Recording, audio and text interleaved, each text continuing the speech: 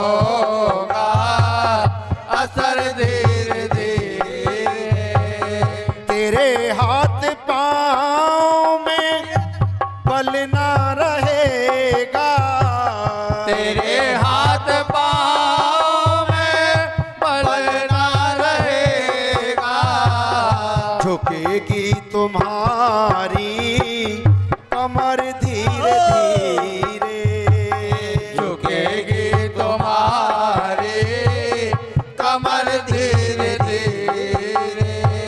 शिथिल अंग होंगे सब एक दिन तुम्हारे, शिथिल अंग होंगे जब एक दिन तुम्हारे।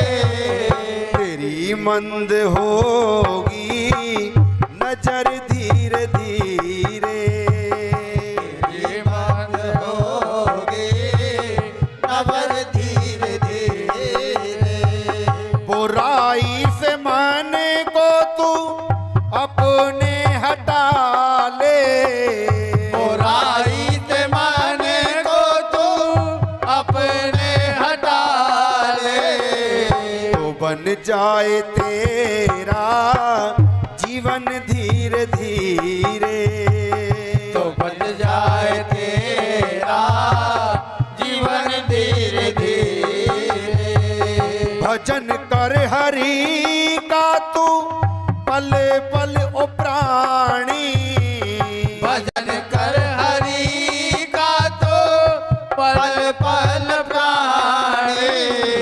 तो मिल जाएगा वो भजन धीरे धीरे, तो मिल जाएगा वो भजन धीरे धीरे। हाँ तो मिल जाएगा वो भजन धीरे धीरे।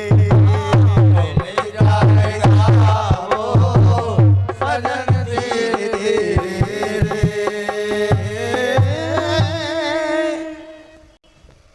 टेंट वाले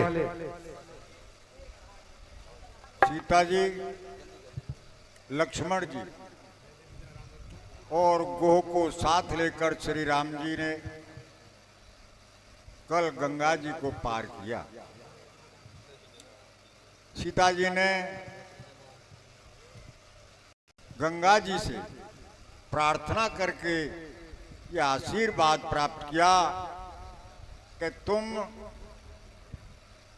अपने प्राणनाथ और देवर के साथ सकुशल लौटोगी। तुम्हारा यश पूरे विश्व में छा जाएगा। इस तरह के वचन सुनकर सीता जी बड़ी आनंदित हुई, बड़ी प्रसन्न हुई।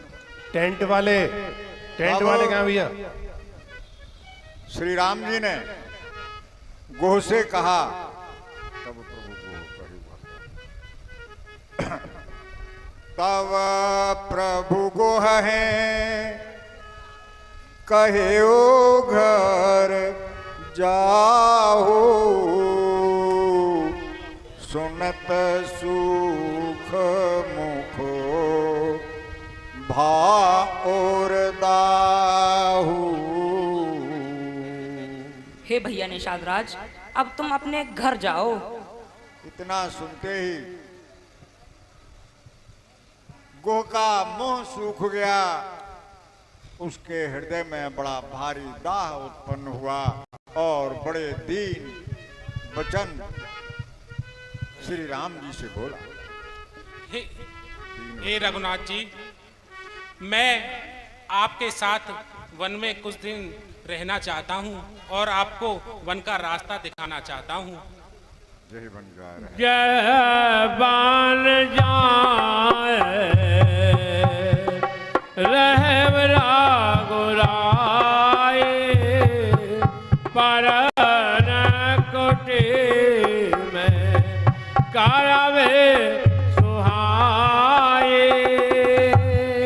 और हे रघुकुल शिरोमणि, आप जिस वन में रहने जा रहे हैं उस वन में मैं अपने हाथों से आपके लिए पत्तों की सुंदर कुटिया बनाना चाहता हूँ।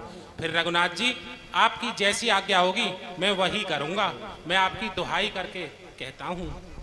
सहजा स्नेह राम लागे तासो संग लेना गो हृदय उल्लासो। हे भैया निषाद राज, दुखी मत होइए, आप हमारे साथ ही चलिए। निखात राज का स्वाभाविक प्रेम देखकर श्री राम जी ने उसे अपने साथ ले लिया। तब श्री रघुनाथ जी गणेश जी और शिव जी का स्मरण करके गंगा जी को मस्तक नवाकर सखा निखात राज, छोटे भाई लक्ष्मण और सीता जी सहित आगे वन को चले। प्रात प्रात कृत कर राघो राय तीरथ राज देख प्राव जाए। उस दिन एक पेड़ के नीचे उन्होंने विश्राम किया। गुह ने उनके विश्राम की सारी व्यवस्था कर दी। तब प्राव भरा द्वार पाहे आए करत दंडवत मोने हो लाए। तब प्रातःकाल स्नान ध्यान पूजा करके श्री राम जी भरद्वाज मुनि के आश्रम में आए। मन मोदन मोने मनम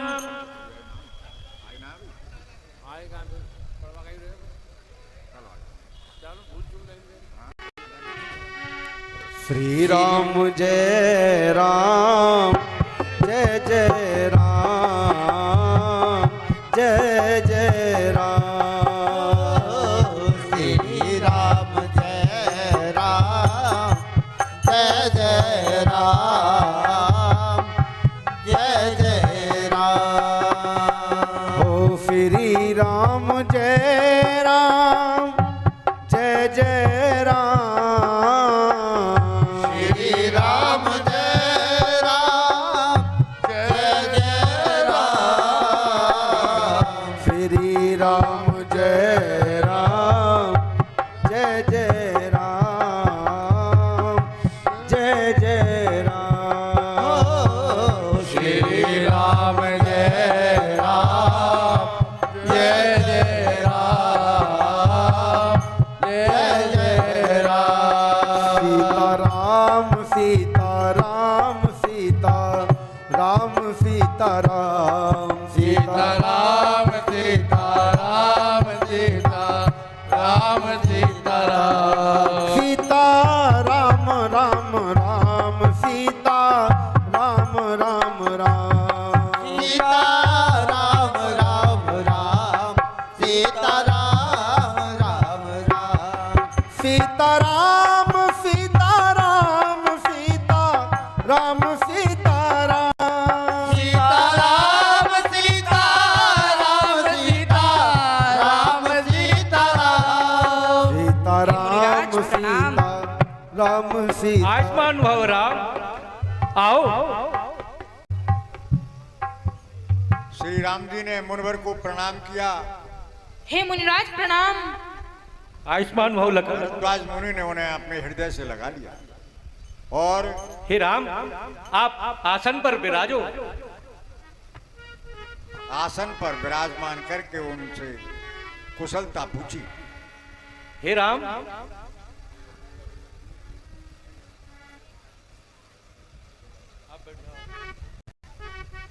आप सब प्रकार से कुशलता पूर्वक तो हैं। हे कृपा निधान, आप ने मेरे आश्रम पर पधार कर मेरे ऊपर बड़ी कृपा की। आप भली भांति सब प्रकार कुशलता पूर्वक तो है नाथ।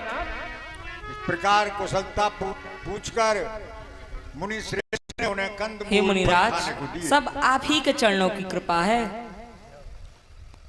चलो आज मेरा यहाँ पर निवास करना सफल हुआ। हे प्रभु, आप यात्रा करके आए हैं, थोड़ा थकान हो रही होगी, आप प्रसादी ग्रहण करें।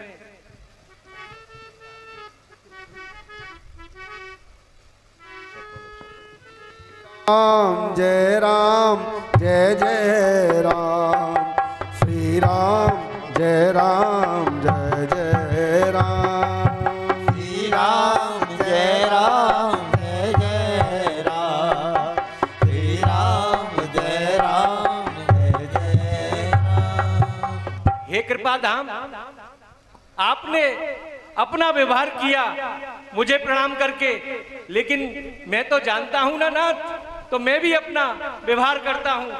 मैं आपका पूजन करता हूं, आप इसे स्वीकार करें। श्री राम राम रामे रमे रामे मनोरमे सहस्त्र नाम ततुल्यम श्री राम नाम वरानने। हे प्रभु, आपकी जय हो। हे सच्चिदानंद भगवान, आपकी जय हो। हे आनंद कंद प्रभु, आपकी जय हो, जय हो, जय हो। इस प्रकार मुनि श्रेष्ठ ने उनकी पूजा अर्चना करके उन्हें संतुष्ट किया और बड़े कोमल वचन से कहने लगे। आज सफल तपो तेरा त्यागो, आज सफल जपा योग विरागो।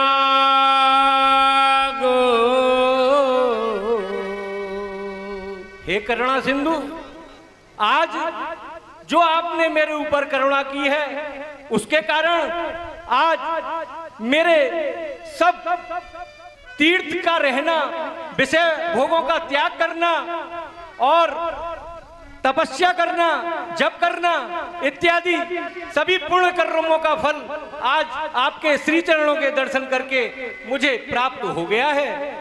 आज मैं धन्य हो गया। आज संसार में मेरे समान भाग्यशाली दूसरा कोई नहीं है। हे करुणा के सागर, आज जो आपने मेरे ऊपर कृपा की है, वह सब मेरी तपस्याओं का फल आज आपने मुझे प्रदान कर दिया है।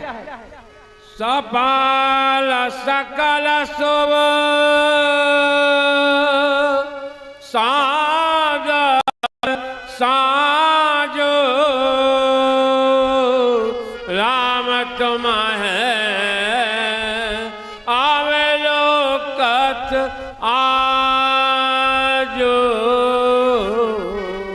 हे कृपा सिंधु, आज आपके श्री चरणों के माता जानकी और भैया लखन के दर्शन करके मेरे जितने भी साधन थे सब सफल हो गए। मैं आज धन्य हो गया प्रभु। लाभ अवध सुख अवध न तुझे,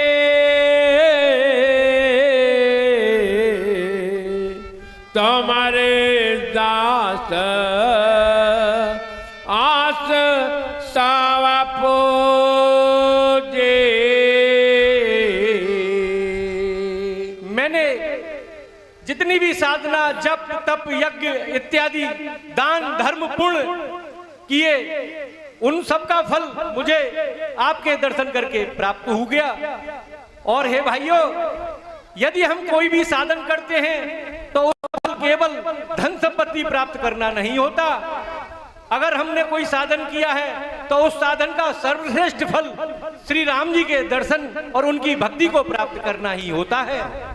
अवकार कृपा देह बार ए हो, ले पाद सारा सेज सहज सने हो। हे करुणा करुणा के सागर, अब आप मेरे ऊपर यही कृपा करें कि आपके श्री चरणों में मेरी भक्ति अखंड हो, अविरल हो, अचल हो। करम बचन मन छाड़ चल, जब लग जानो न तुम्हार, तब लगे सुख सप नेह नाही, ये कोटे उपचार।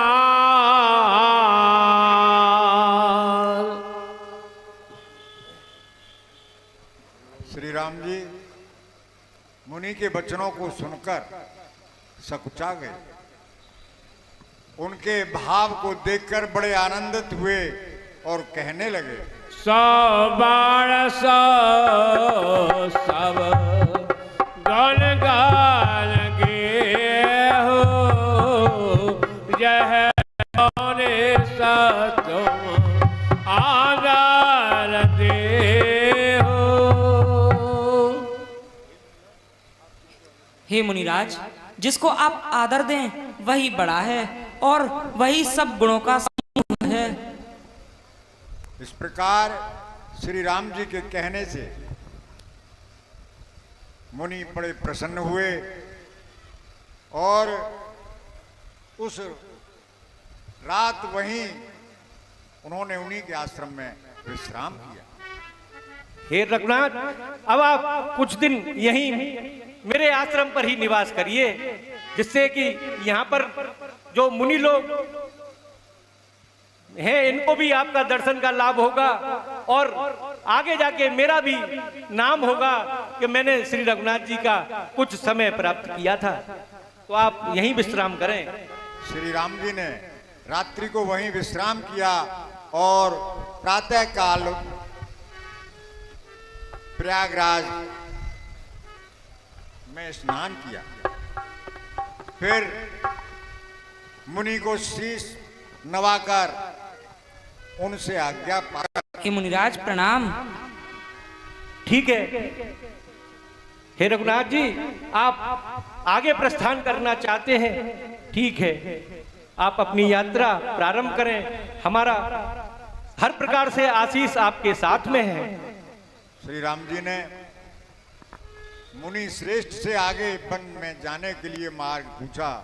हे मुनिराज, राम सप्रेम कहेऊ मुनि पाही, नाथ कहिए हम के मग जाही। हे मुनिराज, हम किस मार्ग से वन को जाएं? इस प्रकार हाँ देखो, जो मार्गों को प्रशस्त करते हैं, जिनके निमिष मात्र में लय और प्रलय विद्यमान है, वह मुझे बढ़ाई देने के लिए मुझसे मार्ग पूछ रहे हैं। जय हो, जय हो। उन्होंने अपने शिष्यों को बुलाया तो एक साथ 50 चले आए, लेकिन हे शिष्यों, तुम आओ और श्री राम जी को तुम केवल 4 आओ, 4 बटुक श्री राम जी के साथ जाओ और इनकी आगे की यात्रा मार्ग दिखाते हुए हर प्रकार से सुविधा युक्त तरीके से इनको पहुंचाओ। 4 जो आज्ञा गुरुदेव दिया, बड़े प्रसन्न होकर आनंदित मन आइए से प्रभु। वो उनके साथ चले। ये जो 2 लड़के जनाने बाटे में बैठे हुए हैं, उठ जाएं। ये 2 लड़के हैं, उठ जाइए यहाँ से। श्री राम जय राम जय जय टेंट वाले कहाँ हैं? टेंट वाले श्री राम जय जय राम। टेंट वाले कहाँ हो? मेरे स्टेज पे आ जाए। जय जय राम। इस प्रकार मार्ग में जो गांव पड़ते हैं, जिस गांव के निकट होकर वो गुजरते हैं, वहां के स्त्री पुरुष उनके दर्शन करने के लिए दौड़ पड़ते हैं और उन्हें देखकर बड़े प्रसन्न होते हैं, बड़े हर्षित होते हैं। इस प्रकार श्री राम जी ने आगे चलकर उन 4 बटुकों को भी विदा कर दिया।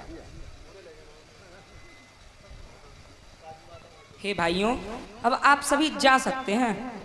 जी प्रभु, आगे और घना जंगल है, आपकी आज्ञा हो तो थोड़ी दूर और चलें आपके साथ। राम जी ने उन्हें संतुष्ट करके उन्हें विदा किया और आगे यमुना जी के दर्शन किए। बोले श्याम सुंदर यमुना महारानी की जय। यमुना जी के जल में स्नान किया और फिर आगे वन की ओर चल दिए।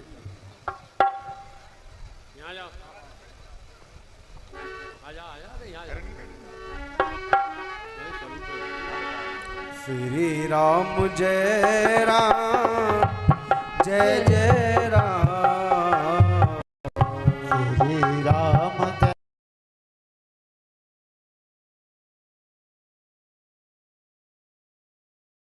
श्री राम जय राम जय जय राम। श्री राम जय राम जय जय राम। फिर श्री राम जी ने गुह से घर लौट जाने के लिए कहा, समझाया। गुह श्री राम जी की आज्ञा पाकर अपने घर को लौट गए। जय श्री राम। श्री राम जी सीता जी और लखनलाल जी के साथ आगे वन में बढ़ चले। रास्ते में बादल छाया करते जाते हैं, देवता फूल बरसाते हैं। श्री राम पर्वत वन पशु पक्षियों को देखते हुए श्री राम जी आगे वन में बढ़ते चले जा रहे हैं। सीता लखन सहित रघुराई, गाँव निकट जब निकस जाई।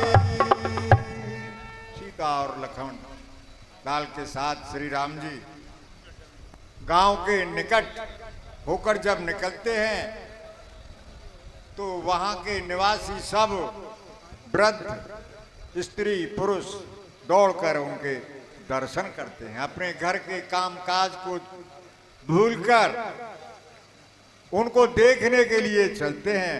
उनकी मनोहर छवि ही ऐसी है कि सब देखकर मोहित हो जाते हैं।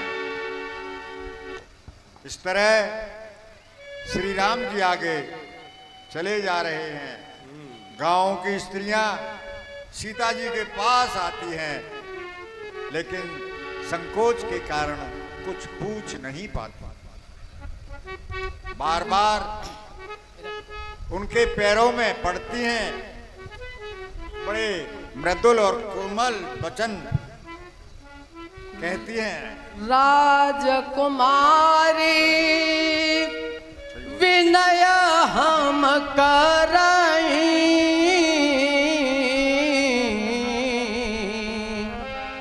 तिय सुभाए कछु पूछत डरहि।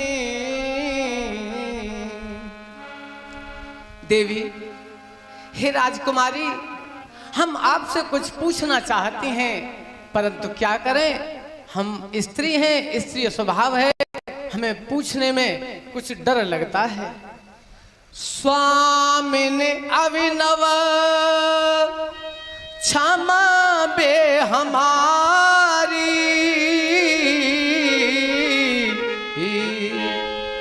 विलगुन मान हो जान गवारी। हे देवी, यदि पूछने में हमसे कुछ गलती हो जाए तो आप बुरा न मानिए।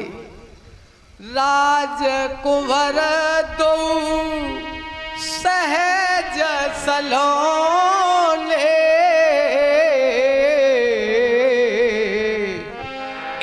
ते लही द्विते मरकत सोने।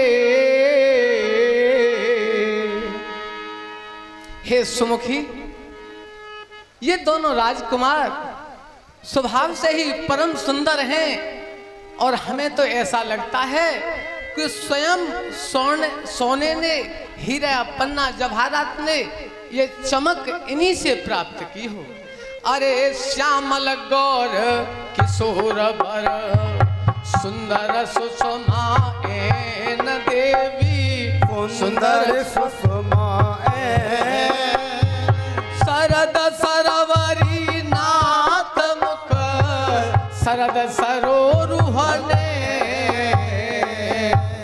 हे देवी, ये सांवले और गौर वर्ण के दोनों हमें तो ऐसे लगते हैं जैसे शरद पूर्णिमा के चंद्रमा के समान इनके मुख हैं और शरद ऋतु के कमल के समान इनके नेत्र हैं। कोटि मनोज लजावन हारे सुमुखी कहो को आहे तुम्हारे। हे सुंदर मुखवाली, करोड़ों अरबों कामदेवों को अपने ऊपर निछावर कर देने वाले ये दोनों राजकुमार आपके कौन हैं? इस तरह ग्राम बधूटियों के द्वारा पूछने पर सीता जी सकुचा गई और फिर बड़े कोमल वचन में कहने लगी। सजा सुवाय सुभगतान रे नाम लखनो लगो देवा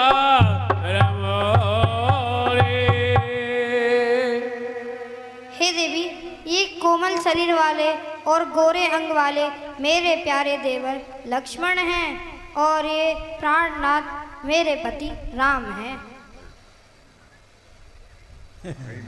भाई मुझे तसावा ग्राम बधूटे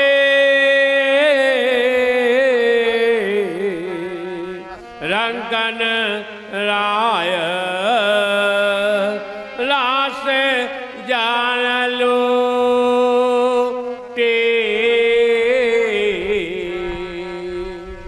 इस प्रकार सीता जी की कोमल वाणी सुनकर सभी ग्राम बधूटी बड़ी प्रसन्न हुई। ऐसा मालूम पड़ता है जैसे कि रंकों को कोई खजाना मिल गया हो। सीता जी के प्रेम सहित पैरों में पड़कर सभी प्रकार के आशीष देती हैं और उन्हें आशीर्वाद देती हैं। पार्वती समान पति प्रिय हो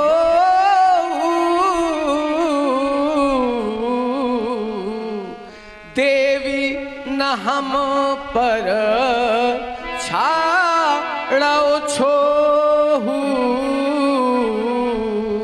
हे देवी, आप भी अपने पति को माँ पार्वती के समान, जैसे भगवान शिव को पार्वती जी प्रिय हैं, ठीक उसी प्रकार आप भी अपने पति को प्यारी हो। पोने पोने बिनया करें कर जोरी जो एह मार्ग फिराओ बहोरी। और हे राजकुमारी, हे सुमुखी, हम आपसे बार बार हाथ जोड़कर पैर छूकर निवेदन करती हैं कि जब कभी भी आप अपने देश को लौटें तो इसी मार्ग के द्वारा जाएं जिससे हम आपके पुनः दर्शन कर सकें। इस प्रकार उनकी प्रेम भरी वाणी सुनकर सीता जी बड़ी प्रसन्न हुई। ग्राम बधूटी बड़ी प्रेम से लालसा से उनके रूप को निहार रही हैं। तभी श्री राम जी का रुख पाकर लखन लाल जी ने आगे ग्रामवासियों से मार्ग पूछा। इस तरह उन ग्राम बधूटियों को बड़े आदर सहित विदा किया और लखन लाल सीता जी सहित श्री राम जी आगे वन के लिए चल दिए। श्री राम जय जय राम, श्री राम जय जय राम, श्री राम जय जय राम, श्री राम जय जय राम, श्री राम जय जय राम, श्री राम जय जय राम, श्री राम जय जय राम, श्री राम जय जय राम,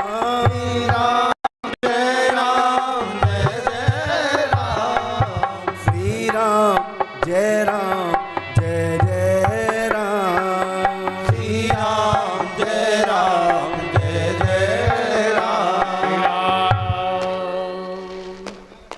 अहमद रकुल कमाल रवे मगलोगन सकदेत जाए चले देखत बिपिन सिया समेत समेत। इस प्रकार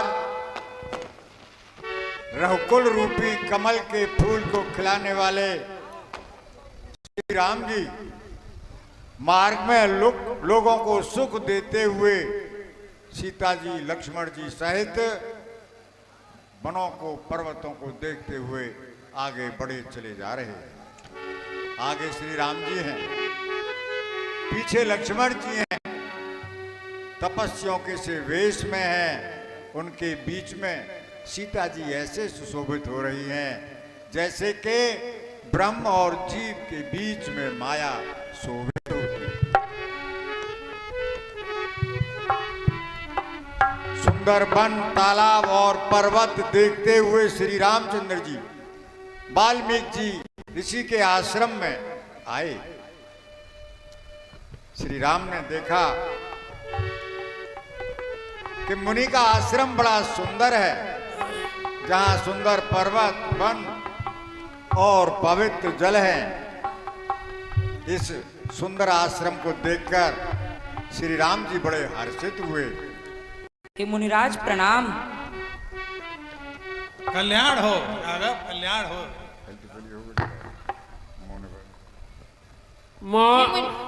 हे मुनिराज प्रणाम। मोने बारात थे प्राण प्रिय उदय प्रणाम। पाए कंदमूल फल मधुर मगाए।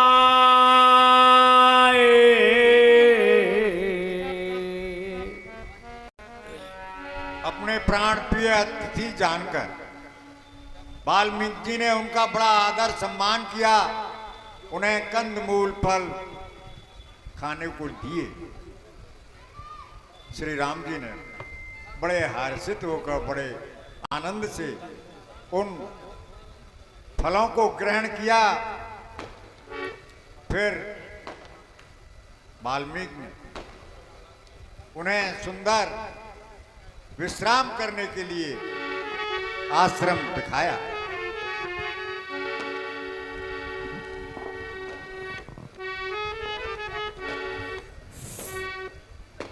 सांसों की माला पे सिमरूं में राम का नाम, सांसों की माला पे सिमरूं में राम नाम। वाल्मीकि ऋषि के मन में बड़ा भारी आनंद है। श्री राम जी की मंगल मूर्ति को देखकर बड़े प्रसन्न हो रहे कितना हैं, अपने सौभाग्य बहनों का है। सुख पा रहे हैं। आज परम ब्रह्म सगुण होकर के मुझ पे कृपा करने के लिए यहाँ कुटिया में पधारे हैं। कितना सुंदर स्वरूप है, मन में अत्यधिक आनंद हो रहा है। फिर श्री राम जी ने अपने दोनों हाथ जोड़कर मुनि से बड़े कोमल वचन बोले, तुम त्रिकाल दर्शी मुनि नाथा, विश्व बदरज में तुम्हारे हाथा। हे मुनिनाथ, आप त्रिकालदर्शी हैं। संपूर्ण विश्व आपके हथेली पर रखा हुआ एक बेर के समान है। अस कहे प्रभु सब कथा बखानी, जेहि जेहि भाते दीन बनुरानी। हे मुनिराज, मेरे यहाँ आने का जो कारण है, माता कैकेयी के 2 वरदान पिताजी पर धरोहर थे। उन्होंने अनुकूल समय जानकर पिताजी से मांग लिया। एक में भरत भैया को राज्य और दूसरे में मुझको 14 वर्षों का वनवास। उसी वनवास की अवधि को पूर्ण करने के लिए हे मुनिराज, मुझे आपके मार्गदर्शन की जरूरत है। बलिहारी तात बचन बन माता हित,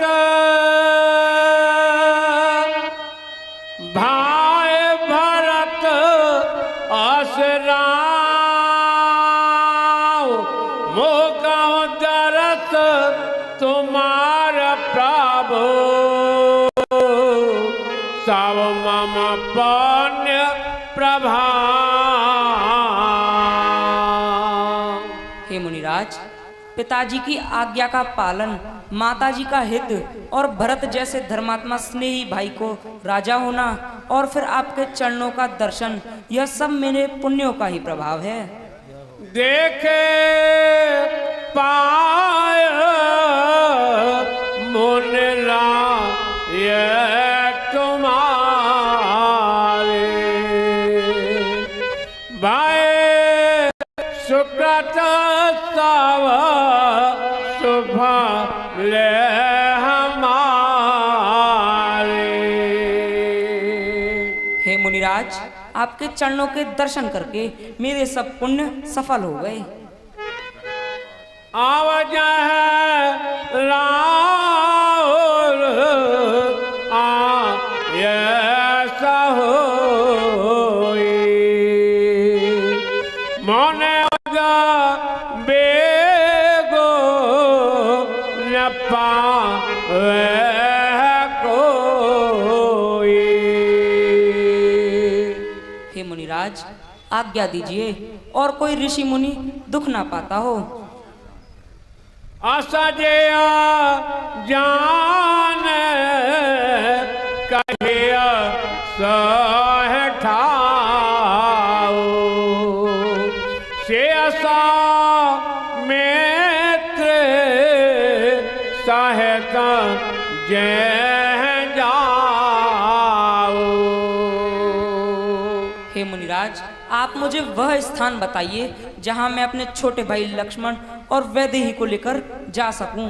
इस प्रकार श्री राम जी की बड़ी सहज और सरल वाणी सुनकर मुनि श्रेष्ठ वाल्मीकि जी कहने लगे, कसना कहो अस रघुकुल के तो तम पाल कसा जाता सो कैसे तो। हाँ, भला आप ऐसी श्रेष्ठ और उदार बात क्यों न कहेंगे, क्योंकि आप तो श्रुतियों के ही पालन करने वाले, निर्माण करने वाले हो। फिर आप इतनी सरलता से इस निवेदन को कर रहे हैं तो मुझे इसमें अति प्रसन्नता ही है। जग पे खना तुम देखने आरे, बेदे हरे हरे सब नचावने आरे। आप स्वयं इस संसार के रचयिता हैं और सबका पालन करने वाले हैं। आप तो ब्रह्मा विष्णु और शिव को भी उनके कार्यों को कराने वाले अर्थात उन्हें नचाने वाले हैं। आपके आदेश से ही वे सृष्टि का पालन, संहार और पोषण करते हैं। तेओ न जाना मरम तुम्हारा और तुमको जानने आला। और जब भला ब्रह्मा विष्णु महेश आपके मर्म को, आपके तत्व को, आपकी शक्ति को अच्छी प्रकार नहीं जान पाते तो फिर साधारण मनुष्यों की तो बात ही क्या है। संभव सोए जान जे जनाए जानता तुम्हें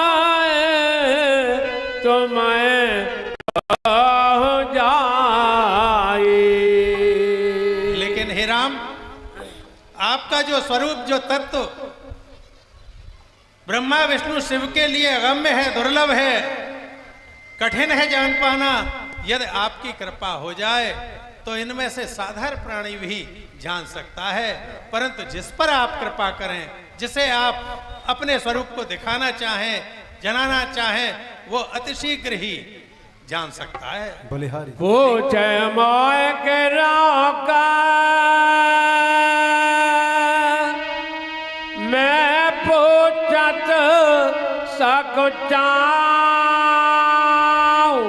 जैन होए देह का है तुम्हें दिखाओ ठा।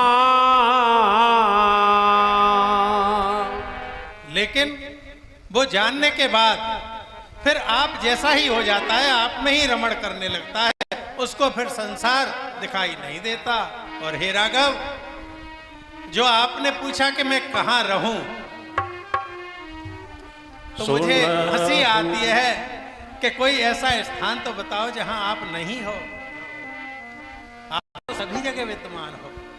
सुनहु राम अब कहूँ निकेता जहाँ बसहु सिय लखन समेता जिन्हके श्रवण समुद्र समाना कथा तुम्हारी सुभग सरी नाना।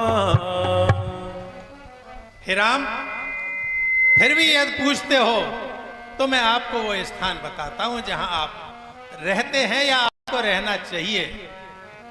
जो आपके भक्त आपकी कथाओं को निरंतर सुनते हैं और उन कथाओं से सुनते सुनते जिनके कभी ये कर्ण तृप्त नहीं होते, अर्थात और सत्संग चाहिए, और सत्संग चाहिए, और श्री राम कथा चाहिए, जिनकी ऐसी इच्छा सदैव रहती है, हे राघव, भरहि निरंतर होहि न पूरे दिन के हिय तुम कहूँ ग्रह रूरे लोचन चातक जिन्ह करी राखे रहहि दरस जल हर और निरंतर कथा सत्संग सुनने के बाद भी जिनके कान तृप्त नहीं होते, अर्थात प्यासे ही रहते हैं, आप उनके हृदय में निवास करो। मैं वो स्थान बताता हूं।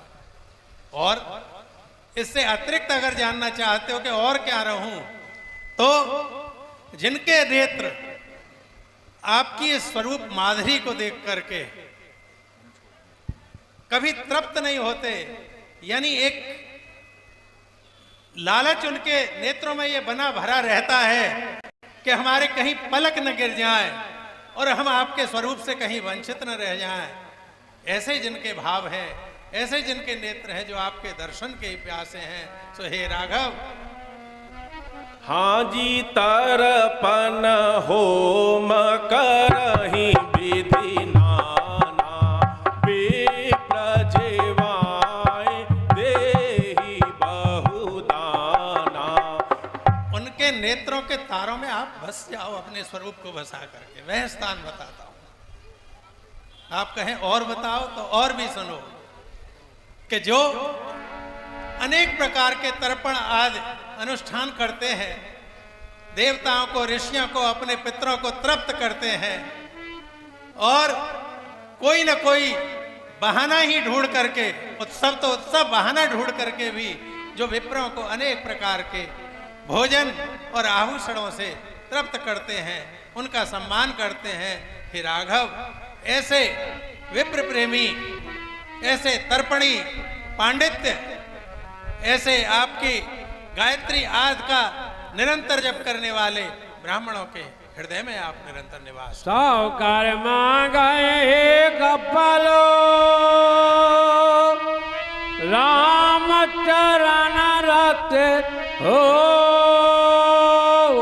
तिनके मन मंदिर बसाओ, सिय रघुनंदन दो। और हे राम, देखिए आपको आनंद देने वाले और जो स्थान बता रहा हूं मैं, उस स्थान को भी आनंद प्रदान करने वाले आप, यानी दोनों को आनंद होगा, आपको भी और स्थानधारी और वो गुणधारी को भी। हे राघव, काम को मद मान न मोहा, लोभ न शोभ न राग न द्रोहा। जिनको न काम है, न क्रोध है, न जो लोभी है, न लालची है, और जो संसार के मकड़ जाल में, मोह में नहीं फंसते, अपने को बचा लेते हैं, जैसे अपने भक्तों के। जिनके कपट दंभ नहीं माया, इनके हृदय बसहु रघुराया। और ये भक्तों, आपको भी बताता हूं, श्री राम की तरफ से मैं ये वचन देता हूं कि यदि आप अपने अंदर कपट, दंभ और माया का परित्याग कर दोगे, तो ये आज वचन है राम जी का, वो आपके हृदय में निवास करेंगे, और अकेले ही नहीं, जानकी जी सहित आप निवास करेंगे। जय हो गुरुदेव, जय हो। जिनहि राम तुम प्राण प्यारे, तिनके मन शुभ सदन तुम्हारे। और हे राम, जिनको आप प्राणों के समान प्रिय हो, हृदय से और अधिक तेज चलने वाला मन होता है, जो कहीं भी जाकर के भ्रमित कर देता है जीव को।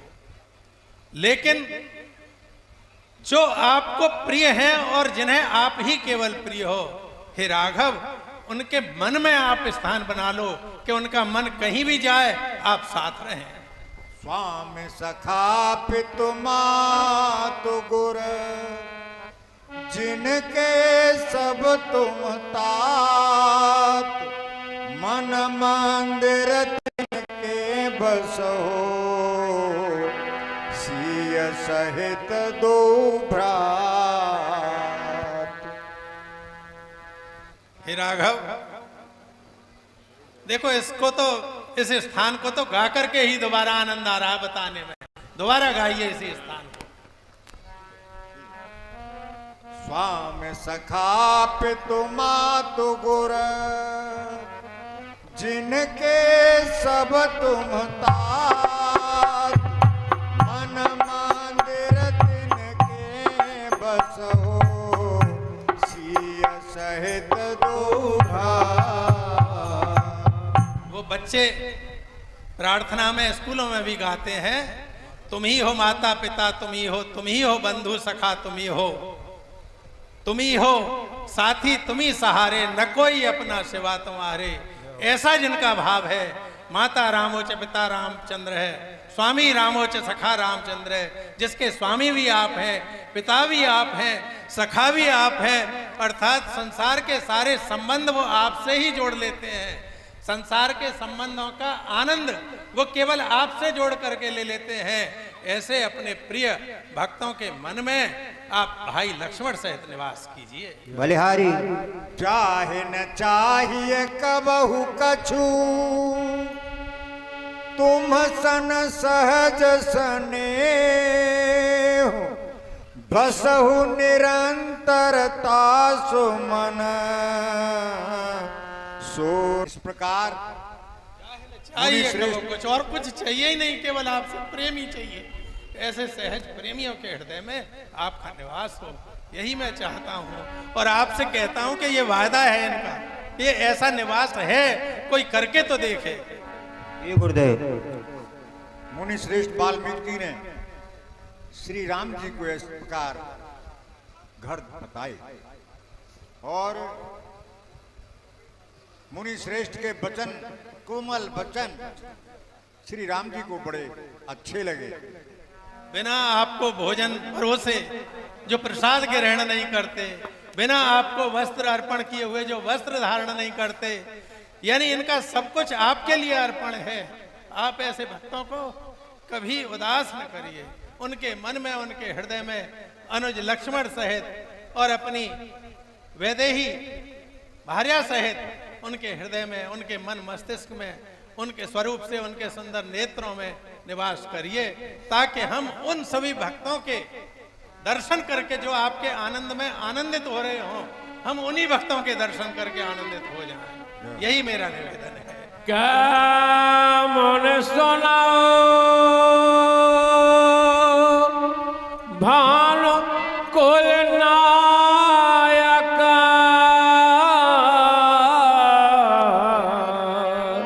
आश्रम समय सुखदायक।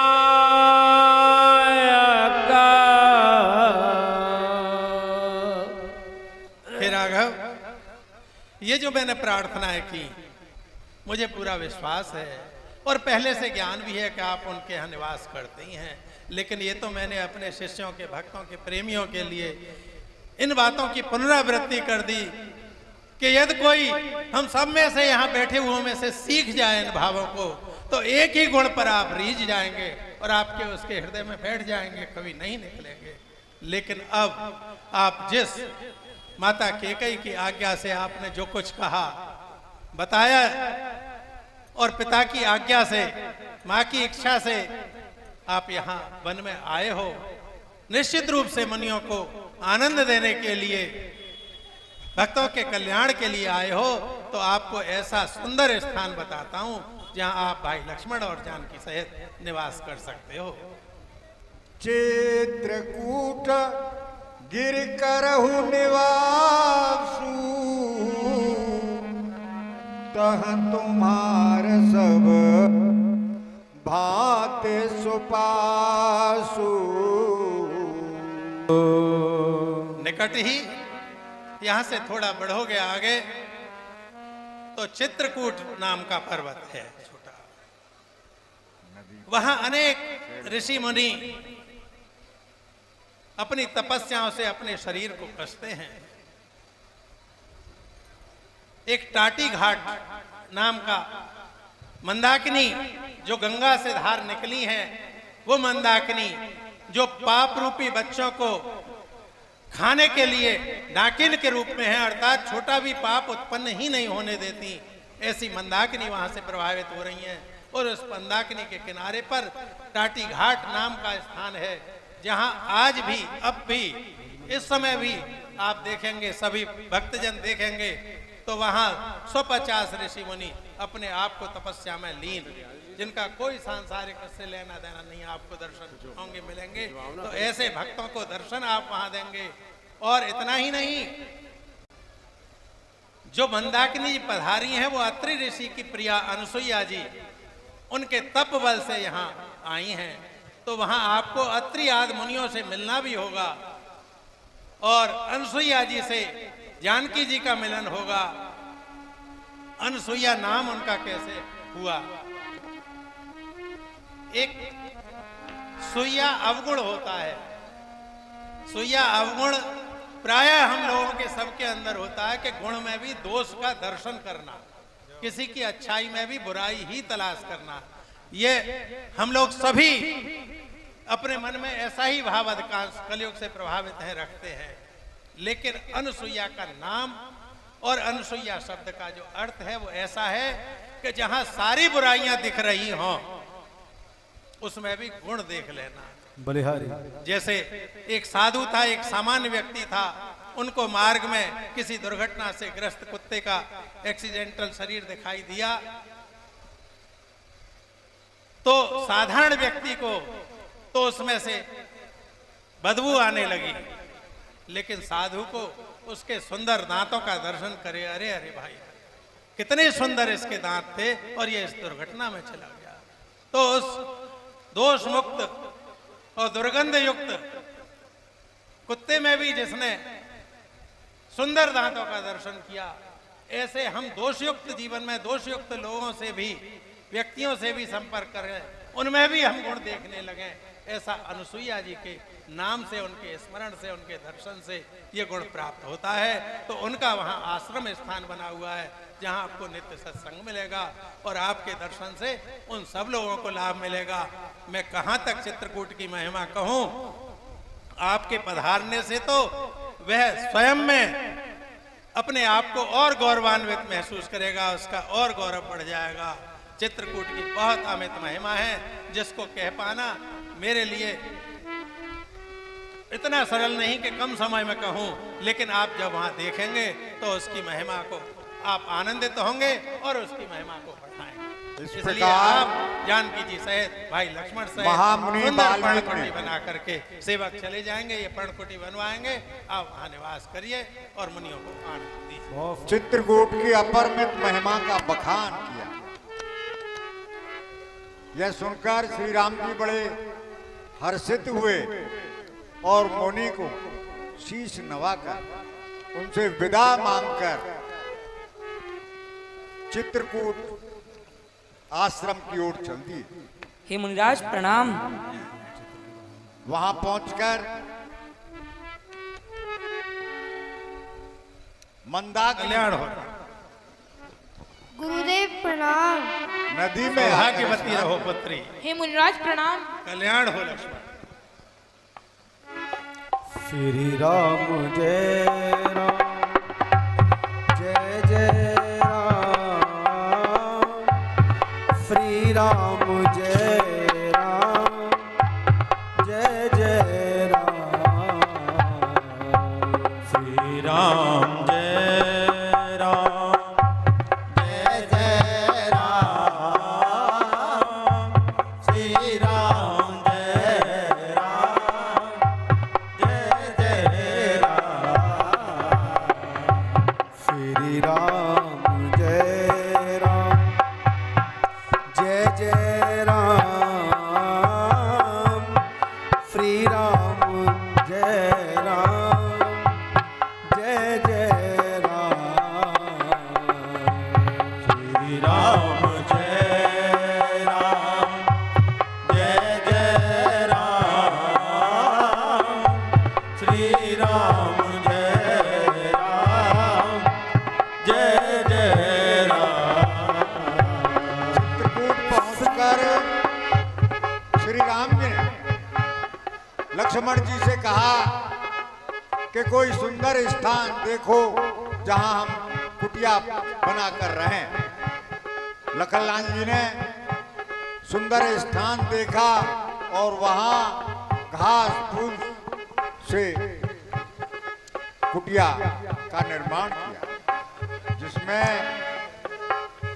लक्ष्मण जी और जानकी जी सहित प्रभु श्री राम जी उस घास पत्तों की कुटिया में ऐसे शोभायमान हैं जैसे स्वयं कामदेव मुनि का वेश धारण करके वहां विराजमान हो। श्री राम जी चित्रकूट में आकर जब से बसे तब वहां की शोभा बहुत बढ़ गई। फूल और फल स्वयं वृक्ष प्रकट करने लगे। और जब ये सूचना भील गोल किरातों ने पाई तो वो सब अपने दोनों में कंदमूल फल भर भर कर श्री राम जी को अर्पण करने के लिए पहुंचे।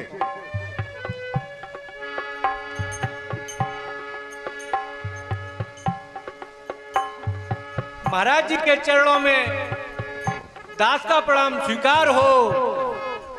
हे महाराज, हम यहाँ पर रहते हैं वन में ही। आप हमें जो भी आज्ञा करेंगे वह हमारे सुरोधार्य है।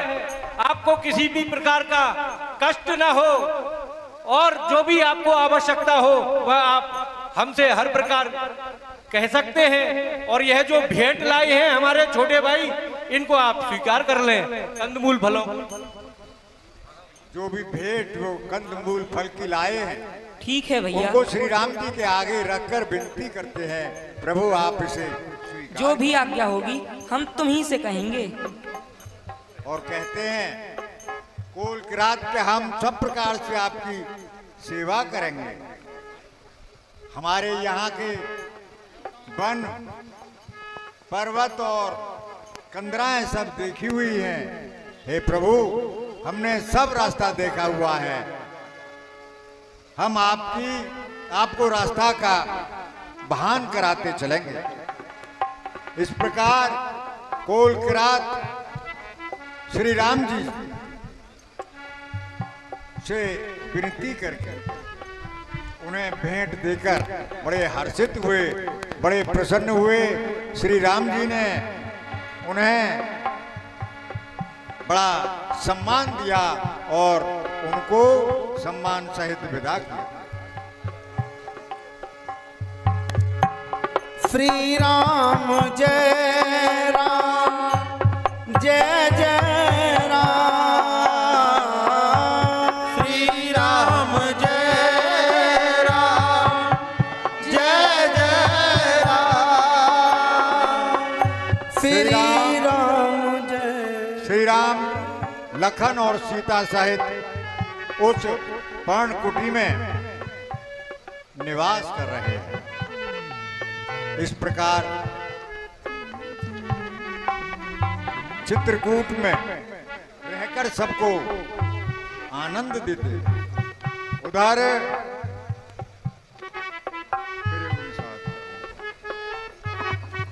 जय राम साधु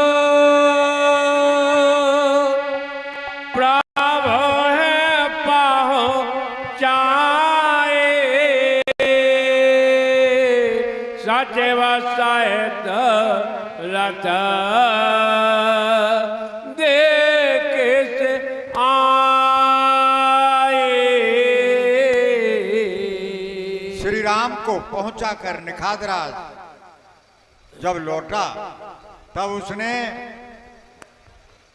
मंत्री सुमंत्र जी को बड़े भारी व्याकुल रूप में उन्हें देखा।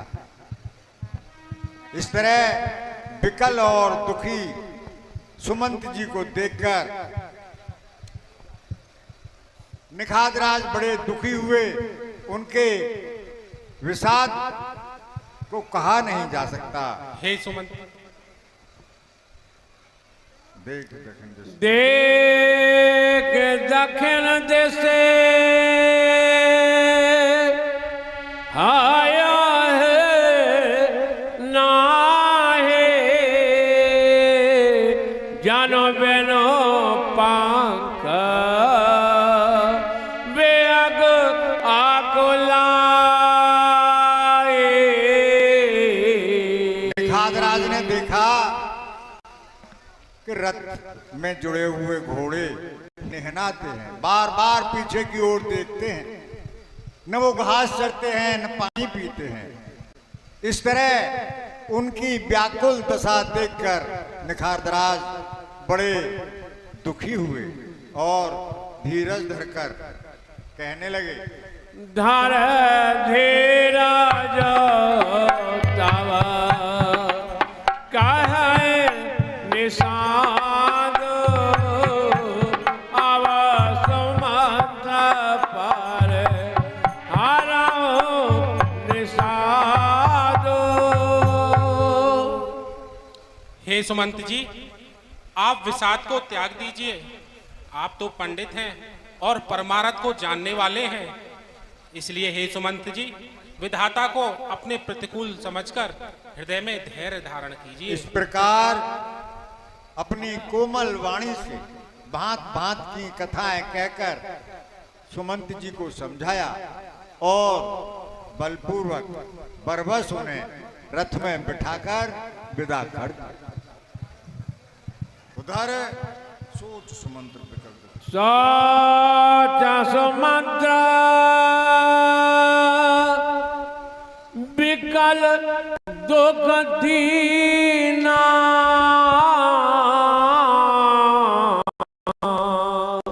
देगा जे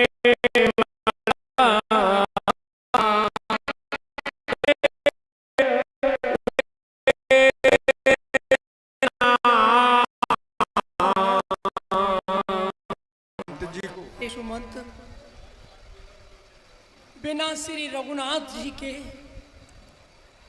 तेरे जीवन धिक्कार है सुमंत, तुझे 1000 बार धिक्कार है।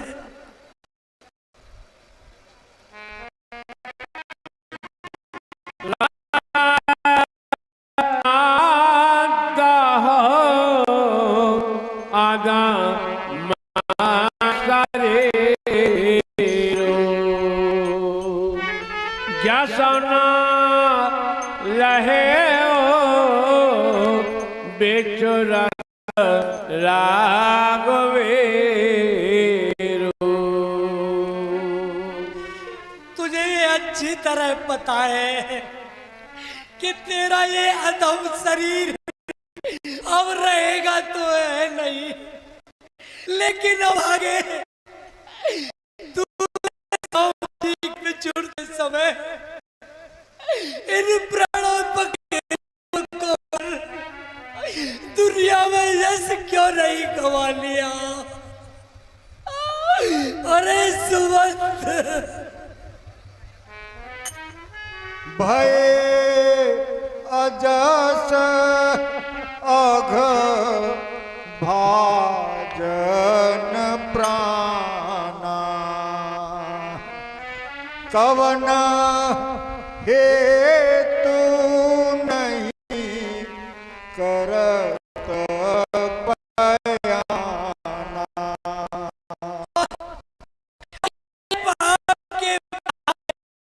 प्राण किस लिए कुछ नहीं करते शरीर से? अरे अरे निर्लज्ज प्राणों, अरे निर्मोही सुमंत, अभी और क्या देखना चाहता है? मंद मनो अवसर चूका अजहु न हृदय होत दोई टूका। अरे मंद मन, तूने बड़ा स्वर्णिम अवसर गवा दिया। आज भी तेरे फटकर 2 टुकड़े क्यों नहीं हो जाते? अरे सुमंत, सुमंत जी बड़े व्यथित हो रहे हैं। सुमंत, उनके मुंह से वचन नहीं निकलता, हृदय में बड़ा पछतावा है कि मैं अवध में जाकर राम रहे तरत दे के हैं जाए सकुच मोहे बिलोकत सोए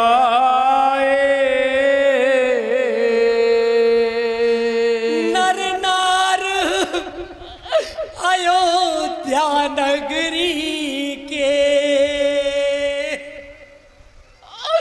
और जब समाचार सुन पाएंगे और क्या दशा है उनकी होगी जब रथ को सुना पाएंगे।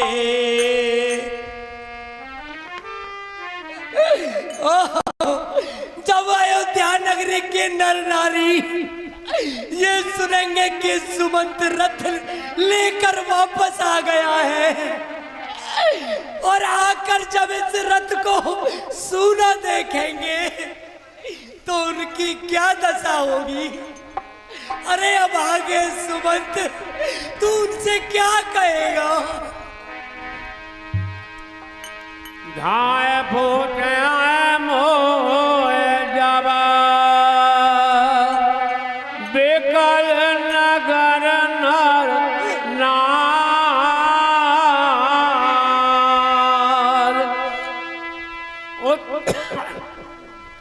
उतार देव में समय तब हृदय बात बैठा वो पूछेंगे उत्तर दूंगा तुम धीर धरो अपने मन में श्री राम जानकी लखन सहित और ये कुशल छेब तीनों बनवे जब वो आकर कहेंगे कि राम लक्ष्मण और वैदेही कहाँ है तो मैं उत्तर दूंगा कि मैं कुशल से उन्हें वन में छोड़ा। पूछ है दीन दुखित सब माता कहब काह में तिनहि विधाता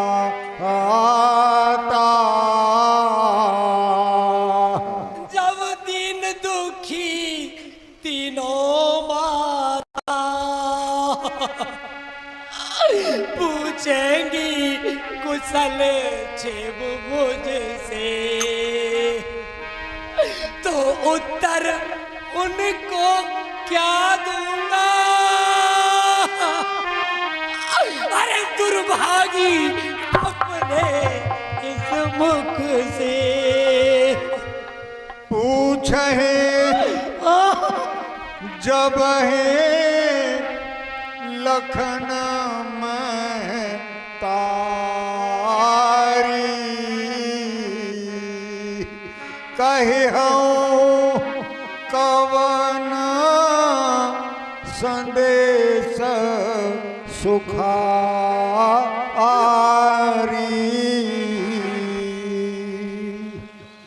और जब लक्ष्मण जी की माता जी सौमित्रे मुझसे पूछेंगी कि मेरा लक्ष्मण कहाँ है जब लक्ष्मण जी की माता जी पूछेगी कुशल छेब मुझसे तो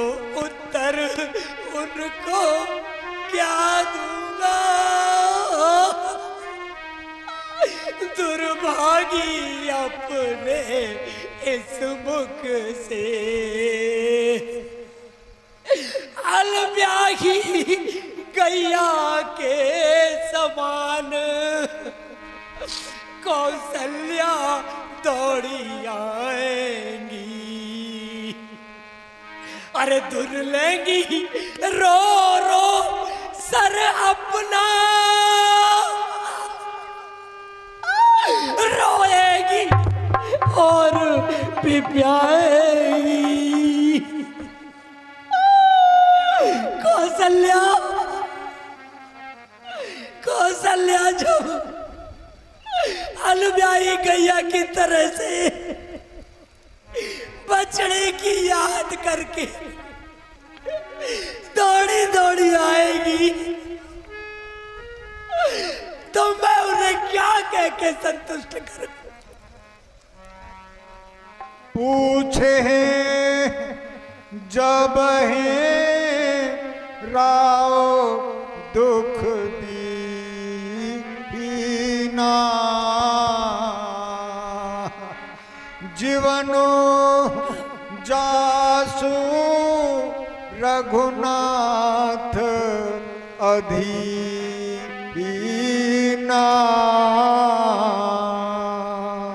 और जिनका सारा जीवन राम है, राम जिनके प्राण है, जिनके सर्वस्व राम है,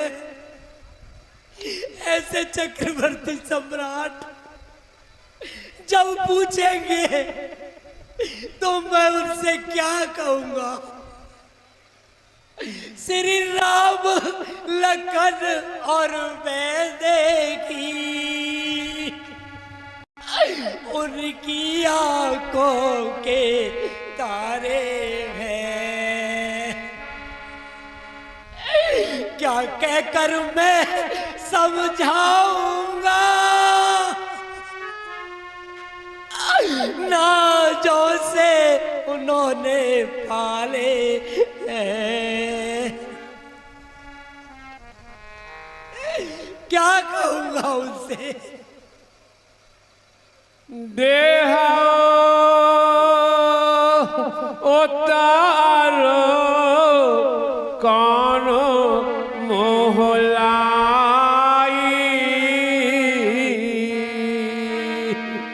आया कुशल कुंवर पहुंचाई।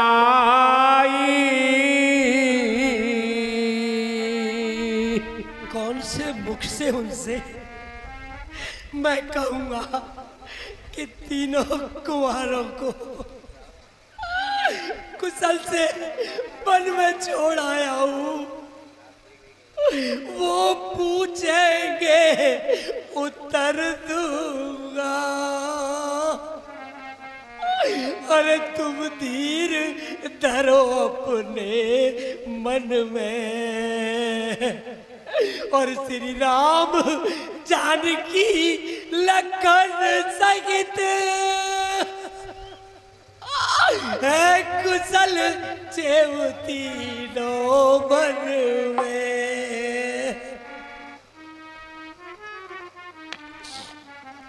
सोनत लखन सिया राम संदेशो,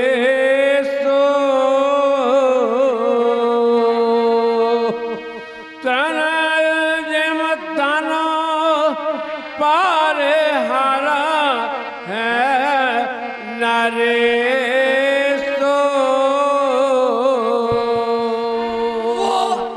वो तृण समान निज प्राणों को पल भर में हाय गवा देंगे, और श्री राम प्राण से भी प्रिय है, और कर से तुम्हें दिखला देंगे। जब महाराज ये सुनेंगे कि राम लखन और वैदेही वन को चले गए तो वो तिरके के सवार अपने प्राणों को क्षण भर में ऐसे गवा देंगे। इस प्रकार सुमंत जी अपने हृदय में बड़ा पश्चाताप कर रहे हैं, बड़े दुखी हैं। अयोध्या में प्रवेश करने से भी सकुचाते हैं। पूरे दिन एक वृक्ष की छांव तले बैठे रहे। जब अंधेरा हो गया तब उन्होंने नगर में प्रवेश किया और अंधेरे में नगर में प्रवेश किया। तब रोहित जब सबको ये समाचार मिला कि सुमंत जी लौट आए हैं तो सब नगर निवासी महल के द्वार पर उन्हें देखने के लिए दौड़ पड़े। नहीं नहीं, मैं अवध में प्रवेश नहीं करूंगा। सुमंत, तू अवध मत जाना। अरे कलंकी सुमंत, अरे अभागे सुमंत, अरे दुर्भागी सुमंत, अवध मत जाना। ये समाचार लेकर जीवित अवध मत जाना। अपराध बना कोई बहुत बड़ा, जिसकी यह सजा सुनाई है। अपराध बना कोई बहुत बड़ा, जिसकी यह सजा सुनाई है। जो छोड़ अकेला चले गए वन रघुनंदन रघुराई है। जो छोड़ अकेला चले गए वन रघुनंदन रघुराई है। थी राज तिलक की तैयारी, उत्साह भरा था पुरजन में। राजा होगा कल बनवासी, ये नहीं किसी के थी मन में। रोते राजा रानी पुरजन, पर कोई ना हुआ सहाई है। जो छोड़ अकेला चले गए वन रघुनंदन रघुराई है। हे कलंकनी के कई माता तू, किस मिट्टी से बनी हुई। सुत राम सरीखा बन भेजा, निर्दयी ममता की जनी हुई। तुझे नहीं करेगा भरत क्षमा, जो तूने निधि गवाई है। जो छोड़ अकेला चले गए वन रघुनंदन रघुराई है। श्री राम लखन और सीता बिन, मुश्किल है राजा का जीना। रानी तड़पेंगी क्षण क्षण, अब जन जन का सुख तूने छीना। ये बिकल सुमंत खड़ा वन में, ये बिकल सुमंत खड़ा वन में। रो रो दे रहा दुहाई है। जो छोड़ अकेला चले गए वन रघुनंदन रघुराई है। मैं अवध के बाहर बैठकर ही दिवस गंवाऊंगा, और जीवित रहा तो रात्रि के समय अवध में प्रवेश करूंगा।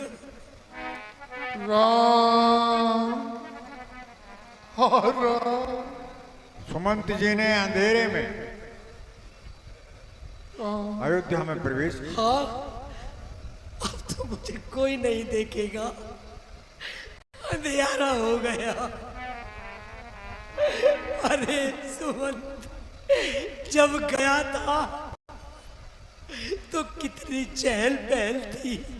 ये वही नगर है, ये वही पुरवासी है, ये वही महल है, लेकिन अब मुझे ये शमशान जैसा दिख रहा है। अरे कैसे प्रवेश करूं महल में, कोई दिखाई भी तो नहीं देता। महाराज कहाँ होंगे? अरे कोई नहीं दिखाई देता। चलो उधर प्रेतों का निवास ऐसा प्रतीत हो रहा है। अवध में भूत और प्रेतों ने अपने डेरे जमा लिए और मानो ये गलियां मुझे खाने को आ रही है। ये चौबारे, ये राजमहल, ये सब कुछ बीतियां। नहीं नहीं, ये वो नहीं है सुमंत, ये वो नहीं। मैं कौशल्या रानी के महल में चलता हूँ, पहले उन्हीं के सामने इस कलंकी मुख को दिखाऊंगा। सुमंत जी को अकेले आना सुनकर सारा रनवास व्याकुल हो। दास दासियों ने सुमंत जी को व्याकुल देखा तो वो कौशल्या के भवन में ले वाले। वहां जाकर सुमंत जी ने राजा को दीन मलिन मूर्छित अवस्था में देखा। जय जी महाराज, जय जी। सुमंत देखकर महाराजा को प्रणाम किया।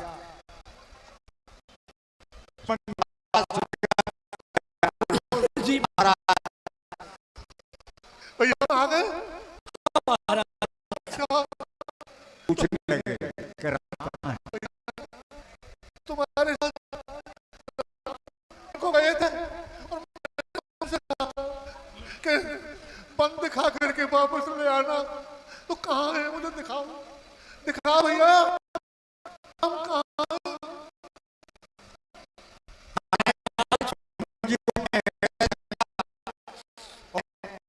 जबते हुए को कोई सहारा मिल गया। मंत्री को अपने पास बैठाया, नेत्रों में पूछने लगे।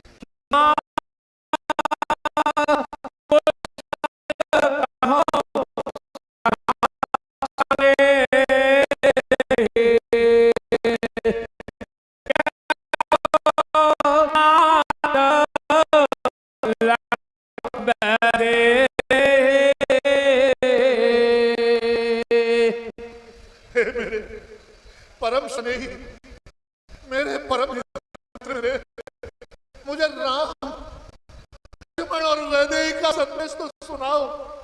कहाँ छुपा रखे उन्हें, मेरे सामने क्यों नहीं लाते हो भैया? आने फेरे के बना है सिधाए, सनत जल छाए। भैया मेरे वो पुत्र मुझे कहाँ है? क्या वो तुम्हारे साथ है या राम लक्ष्मण वैदेही बन को ही चले गए? मुझे सत्य सत्य सुना भैया, कहाँ है? शोक विकल पुणे पूछ नरेशु, कहो सिया राम लखन संदेशु। अरे मेरे प्रिय सखा सुमंत, राम उसे सुनाओ। लाओ सुनाए तीन बनवा सो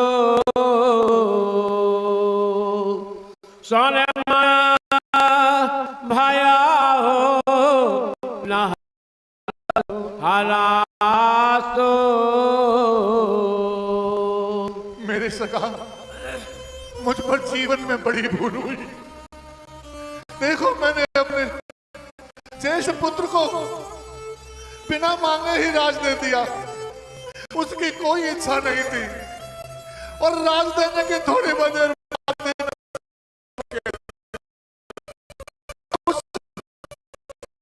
उसकी स्थिति को मैं कहां तक वर्णन करूं कि राज सुनकर के भी कि पिताजी मुझे राज, तो उनके पहुंचा ना है तो चलन चाहत अब कहूं हे मित्र, मेरे प्रीत, मेरे राम लखन बेटे का कुछ संदेश तो सुनाओ। सुनाओ भैया, तुम चुप क्यों बैठे हो? कराए सखा सोए ओ पाओ रामो लखनो सिय नयन दिखाओ।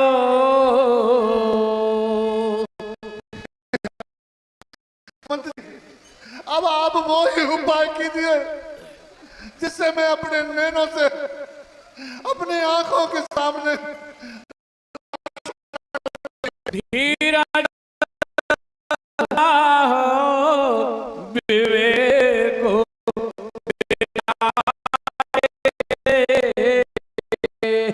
छाड़िय सोचा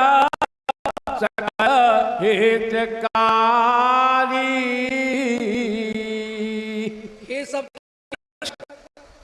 धैर्य को धारण कीजिए और त्याग कर दीजिए, इससे अधिक और नहीं।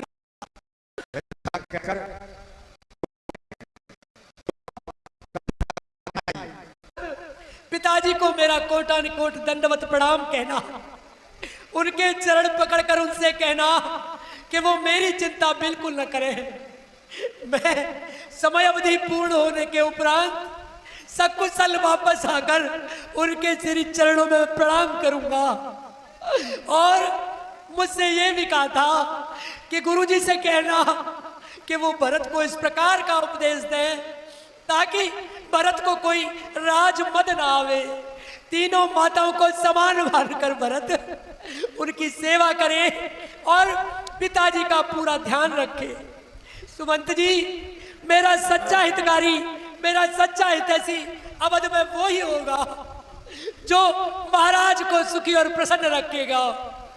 इसके बाद उन्होंने कहा कि भरत जब ननिहाल से वापस आ जाएं तो गुरुजी से कहना कि उन्हें वही उपदेश दें जिससे कि वो प्रजा को समान मानकर उसका पालन करे, उसकी सेवा करे और पिताजी और सभी माताओं को समान जानकर उनको जब तक मैं वापस अवध आऊं उनकी समान सेवा करे। ऐसा कहकर लक्ष्मण जी ने और मुझे अपनी सौगंध दिलाकर कहने लगे, तात लक्ष्मण की लड़काई को अवध में जाकर किसी से उसके बाद बेटी सीता कुछ कहना चाहती थी लेकिन उनकी वाणी रुक गई, गला अवरुद्ध हो गया और आंखें भर आई। फिर उसके बाद केवट ने राम का रुख पाकर नौका को बढ़ा दिया और मैं सारथी सुमंत के ऐसे वचनों को सुनकर राजा भूमि पर गिर पड़े। धीरज उन हृदय में बड़ा भारी भयानक जलन उत्पन्न होने लगी। वो तड़पने लगे, विलाप करने लगे, उनके प्राण कंठ को आ गए। सखा, सत्य ही को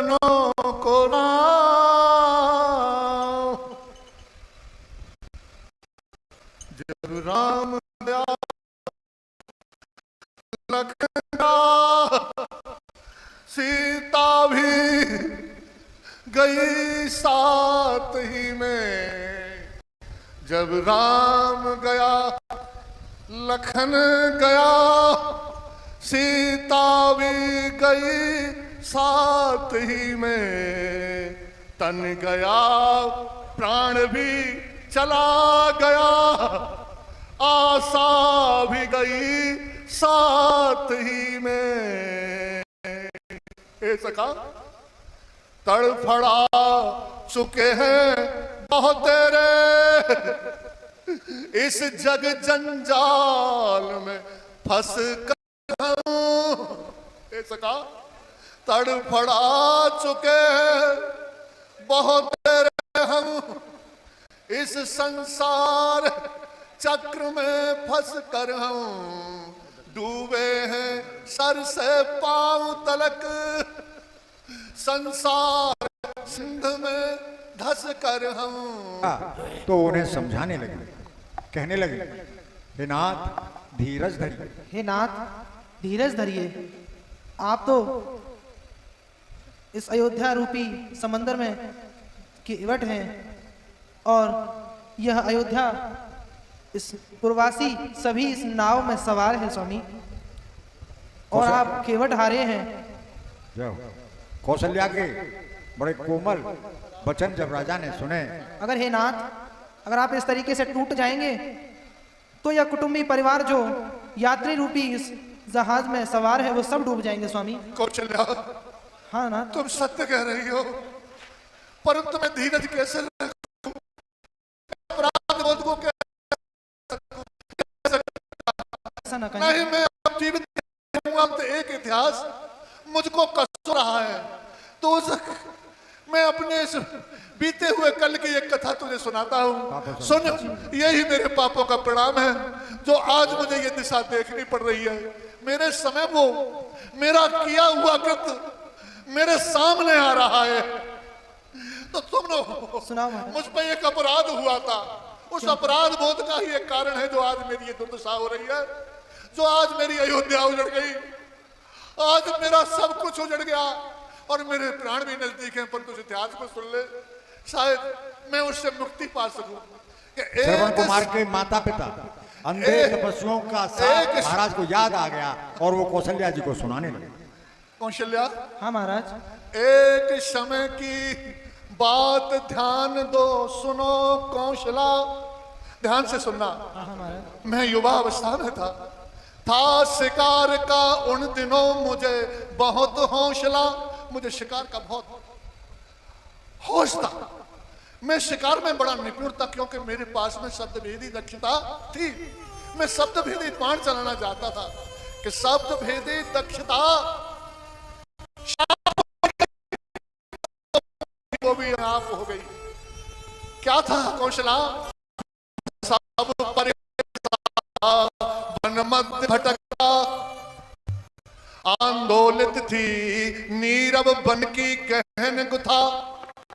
मैं अपने सभी के साथ जंगल में रहा था और देख रहा था मेरे अयोध्या वासियों को कोई हिंसक पक्षी, हिंसक पशु कभी चोट ना पहुंचाए। मैं इस तरह से अपने जंगल की और अपने राज की सेव लगा रहता था। क्या देखता हूं? क्या महाराज?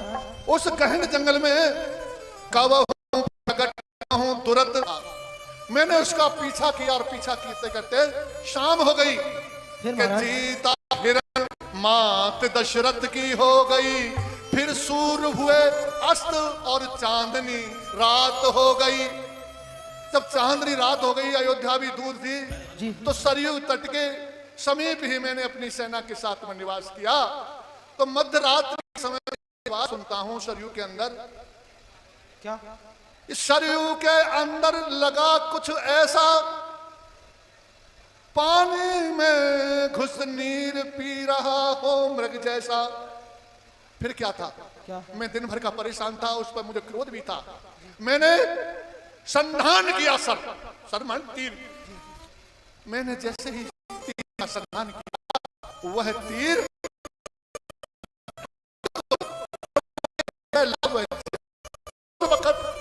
अभी नीर। ऐसा दृश्य मैंने देखा कि शरीर का